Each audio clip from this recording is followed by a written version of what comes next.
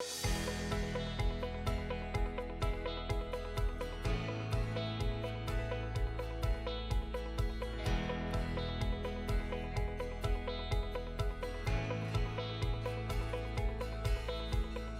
the reality is I never thought about it, to be perfectly frank. I mean, I just kind of always did stuff on my own from the time I was a kid. So, and was always just little businesses making money here, doing this or doing that. So the thought of me actually like going and getting a job, I mean, actually during the whole time, actually it was pre-med. I was going to go to med school and go to medical school. But I never really thought otherwise. I didn't know any different, I should say. When I was like in middle school, there was a candy store that opened up. And we all know about them today, but they were the novelty at the time. They were those fireballs, those hot cinnamon fireballs. And they may have existed for a long time, but they came to where I lived and no one ever seen them before.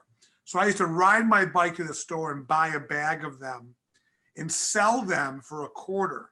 I think they cost like a nickel a piece, whatever. I bought a bag of 50 of them for $2.50 or whatever it was.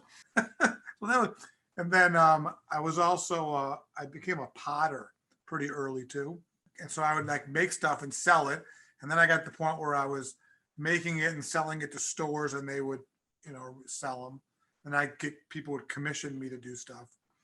And then when I was 16, I started a window washing company and started washing windows, right, in retail stores. So like strip centers, and like wash the windows every 2 weeks for, that kind of thing. So that's kind of how it started out. I think Gino agrees with me on this. I think we've had this conversation. You hear about organizations or schools or so on and so forth. They say that they teach entrepreneurship. I think it's an oxymoron. I don't think you can teach entrepreneurship. I think you can teach skills. Hey, you got to learn some about accounting.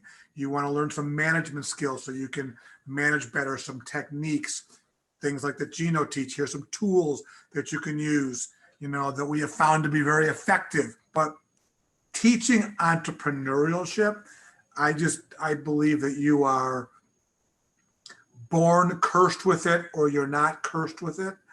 If you need to be taught to be an entrepreneur, then I think your chances of success are limited because it's hard enough as it is, and it may be depressing to some people, but I think it's somewhat of a curse.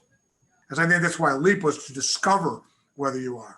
Discover it, because you can't teach it. So I'll tell you an interesting story. I was blessed, it was about 4 or 5 years ago, to have an opportunity to have lunch with Warren Buffett. So I was invited by a friend of mine who's friends with Warren Buffett, who was in town here in Detroit, and invited like a dozen of his friends to come have what he calls lunch with Uncle Warren, because he kind of friendly calls him Uncle Warren. So we sat there for 3.5 hours, just sitting there having lunch in a conference room here in Detroit, and just asking him questions. And I'll never forget, I asked him a couple of questions. One of the questions I asked him that I'll never forget was so interesting. So, Berkshire Hathaway, which is his company, which is this international bazillion-dollar investment company. He only has there's only 25 employees in the entire company. Only 25, okay, in Omaha. But he says he had 100 direct reports. And the 100 direct reports was the CEOs of all the companies that he owns. And Warren Buffett was talking about how those are the people he deals with. And there was some of them I talked to like every week. Some of them I talked to once a year, just depending on who they are, what's going on. He was a huge believer that it's all about leadership.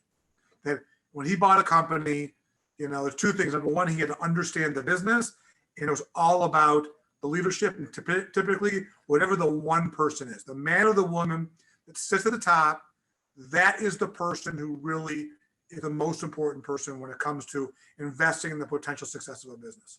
He was just a huge believer in that.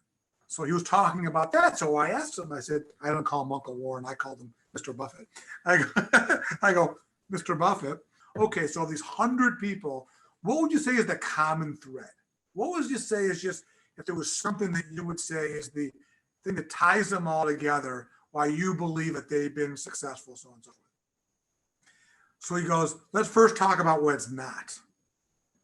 He goes, it has nothing to do with school they went to. It has nothing to do with where they grew up or what college they went to, their level of education. None of that has anything to do with it. There's no commonality there. He goes, the one thing is, he says, how early in their life did they start making money? That's what he said. He says, did they have a paper route when they were 10 years old? How early in their life was it just natural for them to be able to just figure out, buy it for $1 and sell it for $1.10? That was his answer.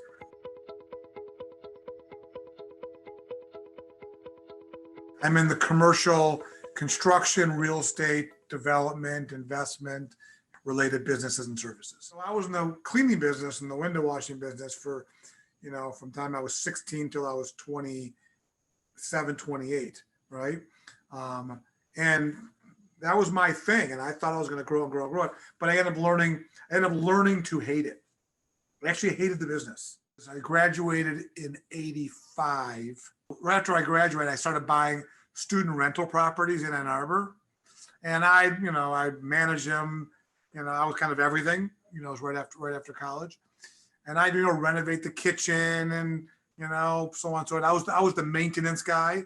I call myself handy, not skilled, so when the, doorknob fell off, they call me up. I go over there in my Jeep with my tools in the back and I'd fix it. Right. So, and then when something needed to be renovated, I'd renovate it. So then in 1989, I decided that I wanted to get out of the cleaning business. I had all these visions that I wanted to be the next Molly Maid. You might have heard of Molly Maid, which at the time was a big national franchise. It may still be. And I wanted to become turn my company into a franchise, become the franchisor and sell franchises. I said I was kind of tired of, cleaning bathrooms and toilets. I literally then said, I'm going to go in the construction business. I mean, there's all sorts of other parts of that story, but that's the macro level of it. And literally, I rented a 10-foot by 10-foot office in somebody else's office as a sublease. Got a phone number, came with a very creative name called Sachse Construction. And, just kind of built it organically from there. So when I had that opportunity to build an apartment complex, buy that land and do that, to me, it was like so fun. I just loved it. It was just so fun. Everything about it, it was cool. I love working with the people and the trades and out there in the field and all the stuff associated with the business. And it wasn't just about the building. It was about everything about it, really was appealing to me. You're dealing with architects and engineers and tradesmen and the city. And there's just the broad breadth and band of different types of people that you dealt with throughout the entire process. I loved the energy of it and I loved the pace of it. And it was problem solving every day. So that became very appealing to me.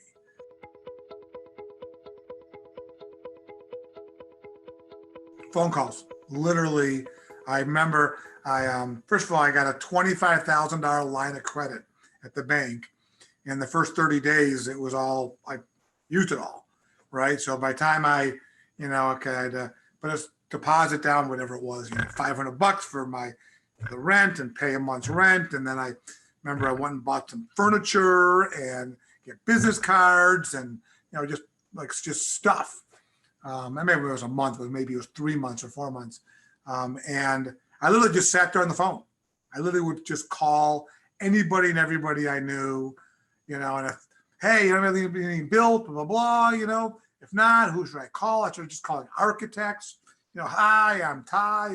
Literally was just calling anybody, warm call, cold call, I had a little, you're a lot younger. There was a software program called PFS, which is like something professional file, something. It was like an old database on my little Mac computer. And every time I made a phone call, I'd log in, who I talked to, and if I can call them back. It was like a CRM. And that's just kind of one led to another, and somebody took a chance. And I'm actually I got to give him credit, was a childhood friend of mine who was worked in his family business, was developing, one of their properties, and took a chance and hired me to build like the restaurant in the center of their development. And kind of that was the rest of history.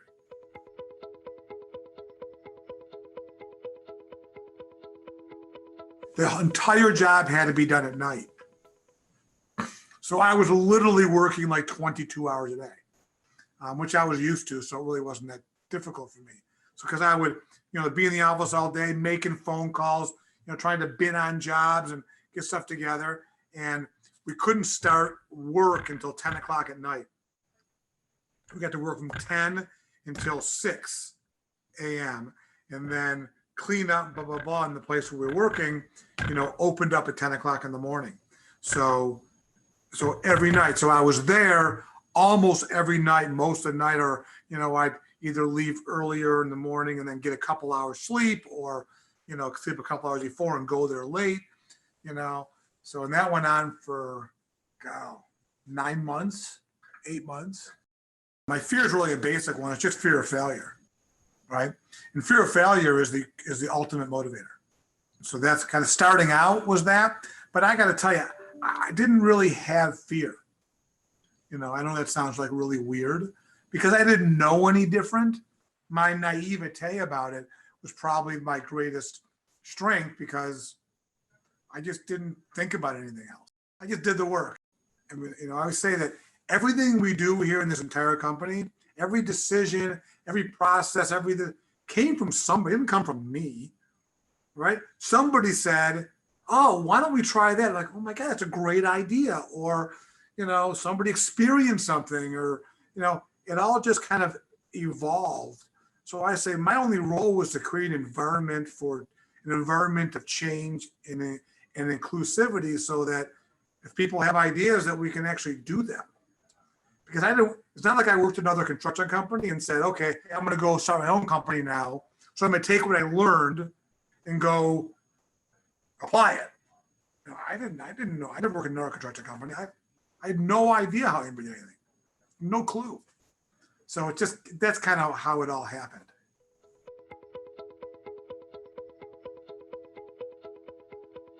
The biggest mistakes that I made is all around hiring. And I didn't know it then, of course, right? But as I look back, I definitely made some bad hires, early on. And, desperate people do desperate things. So sometimes I think back that we were hiring people because I needed to fill a spot to get something done and hired the wrong person. And then also what I found is that sometimes you'd hang on to people longer, even though you know that you need to make a move. We actually have kind of a saying around here. We call it Don Carlos. And the reason we call it Don Carlos is the person will forever remain nameless is because his initials were DC. So we had to come up with a code name for that person. And it was my fault because I really liked this person, and, he had been with us for a long time, and I knew we had to let him go. So we kind of call it the Don Carlos effect. And it took 2 years. He was with us for 2 years longer than he should have been. So, there's the old saying is hire slow and fire fast. That's definitely something that early on I did not do well. I think that as I grew, figuring out roles and responsibilities was just always a challenge, because as you grow and you're adding people and figuring out, okay, are you stretching this person too thin? Or is this person doing stuff that maybe they're not good at anymore? Did we outgrow them? Kind of a thing. But that's just I think that's kind of normal, just kind of growing pains. I don't know if I would call those mistakes. I would call those just kind of as you grow, you are constantly challenged with that because you're creating new roles. I mean, at one point I did everything, right? I was the estimator, the superintendent, the project manager, the accountant, you know what I'm saying? So as you start filling those roles, you're always going to come up with those challenges.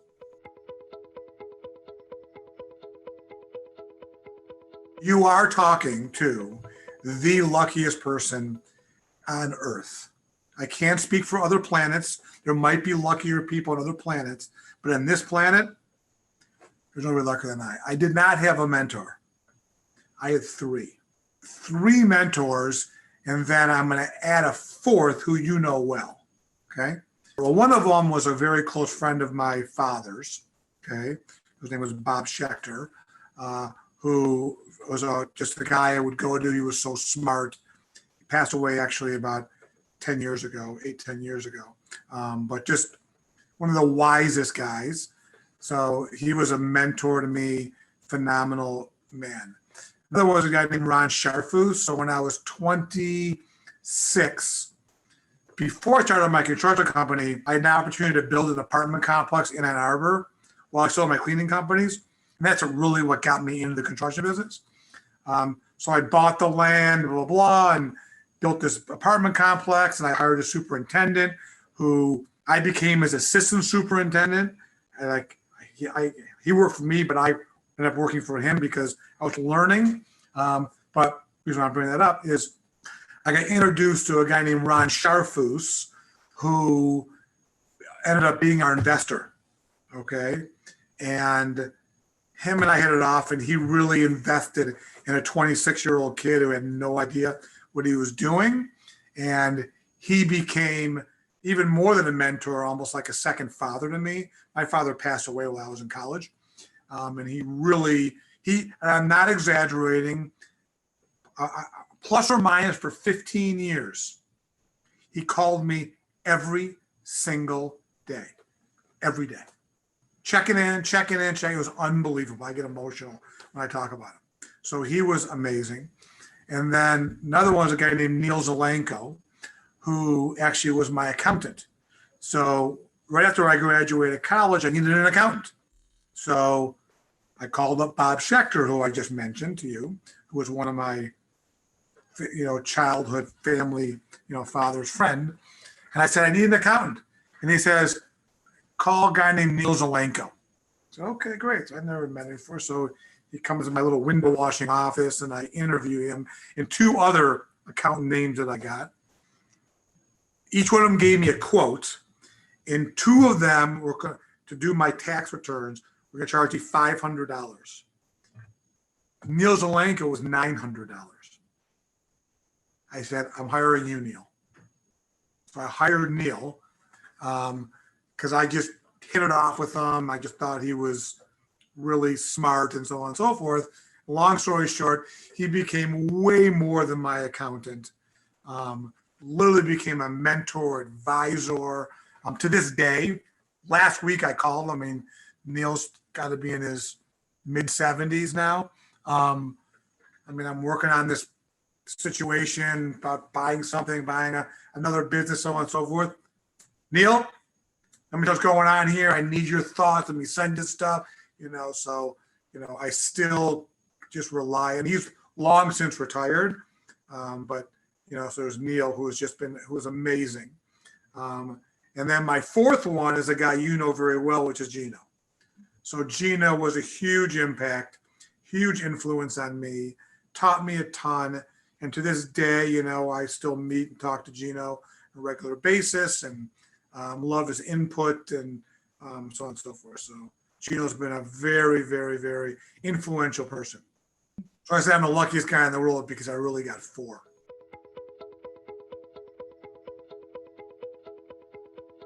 When I talk about the cleaning business, that was a different kind of nightmare. That was I'm in the wrong business, different than, which I think maybe what Gino might actually be referring to, was working 100 hours a week because you haven't really built the infrastructure. You don't have a leadership team. You don't have your systems and processes in place such that you have your machine and your flywheel is going such that you can now focus on bigger things and so on and so forth. I mean, he uses the word entrepreneurial nightmare. I never thought of it that way in my current business because I still loved it, even though I was working, 6.5 days a week, 70, 80 hours a week. But when what I learned as we grew, and with a lot of help and guidance and direction from Gino and his tools, was really to kind of systematize and really help doing that. Then hiring some other really key people in my organization that helped us take it to the next level.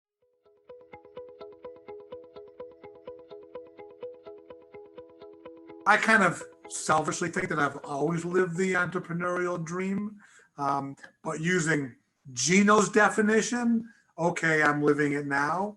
But because even though I was working crazy before, I still loved it in my current business. It looks like a couple things. Having team members that you have absolute trust and confidence in, such that you can rely upon them and not worry that are they doing what's right for the business and so on and so forth and all that kind of stuff. So that's a big part of it. That there's enough, I'll call it foundation within the organization, and foundational depth, everything from people to processes to client base. So there's just enough kind of energy and momentum such that you're not feeling that you're always living on the edge, kind of a thing, on every level, whether it be financially, whether it be people. When you're small and you're younger, one person leaving, a key person is like, so, can have a huge impact. Well, when you get a certain size, you got enough people around you and in the organization in order to be able to not have a big impact, as much of an impact. So, but I think the biggest thing is just the people. It's all about the people. And, I come to work and I love it because I love hanging out with everybody I hang out with, right? They're all people I want to work with or go hang out with or go to a ball game with or go have a beer with or go on a trip with. To me, that's the ultimate. Just being with people you want to hang out with.